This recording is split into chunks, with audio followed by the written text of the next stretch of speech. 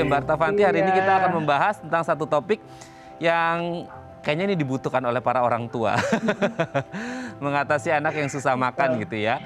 Oke, yang pertama adalah membelikan dalam porsi yang kecil. Gimana nih, Mbak?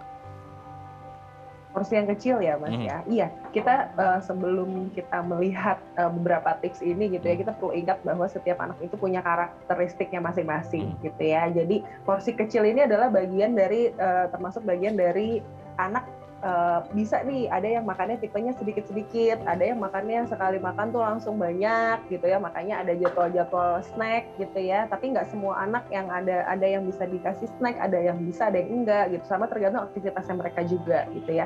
Nah, porsi kecil ini adalah cocok untuk anak yang dengan karakteristik yang memang makannya sedikit-sedikit tapi sering Mhm. gitu. Dan ini jadwalnya berarti mesti lebih lebih padat lagi gitu ya. Jadi 3 jam sekali gitu ya. Jadi ibu bisa memberikan jadwal seperti itu gitu. Nah, seberapa penting sih membuat waktu makan yang Hmm. teratur ini untuk anak, baik untuk susah makannya juga dan juga untuk ya habitnya juga mereka gitu, Mbak Artavanti.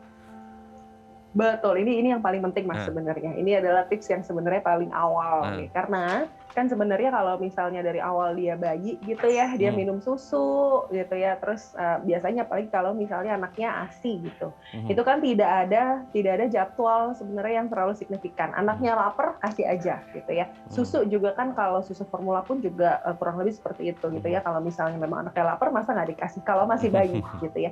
Cuma ketika dia sudah mulai besar, dia kan mesti belajar untuk yang tadi merasakan rasa lapar dan belajar bahwa kalau makanan itu bukan hanya dari susu. Jadi dia kenyang bukan hanya dari susu aja gitu. Nah, jadwal ini penting sekali ada untuk dia juga tahu jadinya kalau oh ini aku ternyata ada rasa lapar itu tadi. Terus oh ternyata makanan itu bisa membuat aku kenyang gitu. Nah, jadwal ini juga penting supaya dia tahu bahwa oh dia punya jadwal-jadwal yang terprediksi setiap hari gitu. Kalau misalnya dia nggak punya jadwal yang terprediksi setiap hari, dia akan kaget. Terus kayak tiba-tiba, oh kok jam segini jadinya makan, kok jam segini jadinya mandi gitu. Jadi dia jadi bingung juga gitu kan. Jadi ini juga bisa meningkatkan kemandirian juga jadwal ini. Gitu. Iya. Kita lanjut yang ketiga, sajikan makanan dengan tampilan menarik. Nah, kadang-kadang kan kalau anak-anak ya, kalau kita kan orang tua ya udahlah, yang penting manfaatnya. Kalau Betul, anak-anak kan beda nih persepsinya, bagaimana mereka melihat makanan tidak hanya enak dan lezat, tapi kan juga pandangan kan gitu, gimana nih manfaatnya? betul, betul, betul. Ya, enak, lezat, bergizi, ada isinya gitu ya Mas Hmm? ya. Sama perlu tampilan juga untuk beberapa anak yang Ya. memang ada tadi balik ke karakteristik, ada Mhm, beberapa anak yang memang suka ketika makan itu kayaknya butuh untuk diam. Kayak mhm, seperti itu, betul. tidak ada suara. Ada anak yang justru kalau ramai, kalau ayo gitu ya, itu Mhm, baru mau gitu. Atau misalnya kondisinya ramai gitu, itu mau. Ada yang memang secara visual itu harus menarik.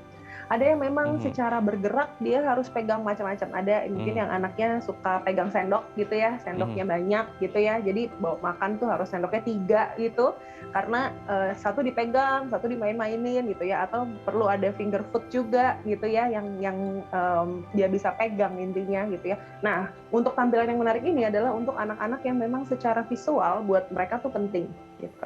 Jadi perlu warna-warna macam-macam gitu ya. Tentu ini perlu kreativitas lagi dari kita gitu ya untuk melihat nih kandungannya dan warnanya tuh yang seperti apa dan rasanya kira-kira memang cocok untuk dia gitu. Nah, ini juga penting untuk anak-anak yang visual itu.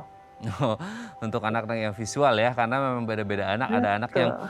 nggak visual, ada Ya, anak-anak visual yang bisa melihat, wah makanan ini kayaknya belum ngerasain sih, belum ngerasain rasanya gitu ya. ya, Wah ya, menarik ya, nih, ya, ya. aku mau gitu ya. Salah satu Betul, cara untuk betul. menarik mereka makan. Oke, yang selanjutnya adalah variasikan makanan dengan beragam rasa. Nah gimana nih Mbak Artavanti?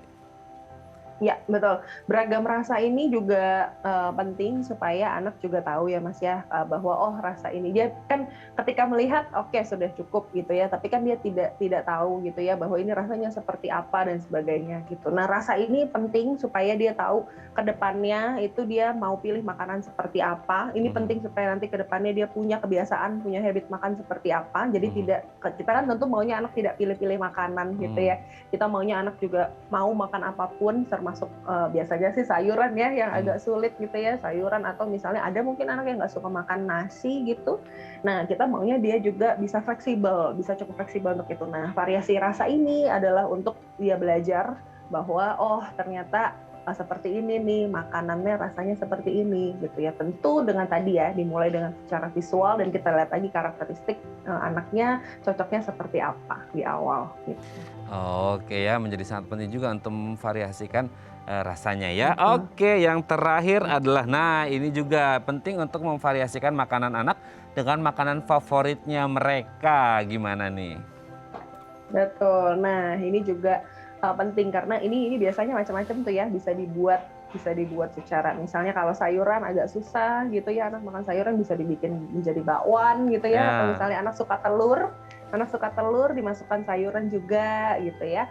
Atau kalau misalnya anak yang tidak terbiasa makan daging gitu ya, bisa dimasukkan di telur juga, dihancur-hancurkan misalnya dia memang suka telur. Jadi ini penting sekali karena memang ya memang butuh kreativitas dari kita gitu ya untuk bisa coba-coba testing gitu ya, tapi yang pasti perlu untuk dicatat bahwa kita kalau misalnya kita membuat makanan itu kita yang bikin, tapi hak anak untuk makan atau tidak gitu. Jadi kita tidak memaksakan juga karena benar tadi Mas juga sempat bahas ya soal ada nanti pengalaman makan jadi tidak menyenangkan untuk anak gitu. Kita kan tentu nggak mau kayak gitu. Okay. Jadi ini variasi makanan favorit juga penting. Kita perlu cukup peka tuh untuk itu. Baik, terima kasih Mbak Artafanti, MPASI psikolog dari NES sudah berbagi bersama kami pagi hari ini Bincang Sehati. Semoga ini menjadi bekal yang baik bagi para ayah bunda di rumah untuk bisa memiliki pola hidup yang lebih sehat bersama sang buah hati tercinta. Terima kasih Mbak Artafanti, selamat pagi, sehat selalu. Terima kasih.